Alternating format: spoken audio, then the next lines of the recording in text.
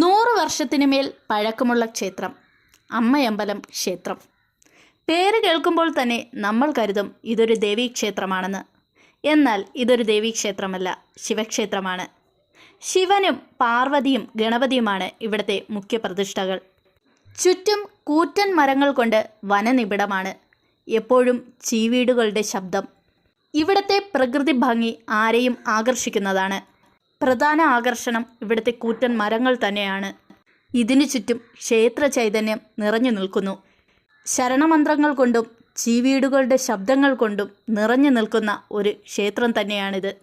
ഈ ക്ഷേത്രം സ്ഥിതി ചെയ്യുന്നത് തിരുവനന്തപുരം ജില്ലയിലെ അരിപ്പ വന്യജീവി സങ്കേതത്തിൻ്റെ അടുത്തായിട്ടാണ്.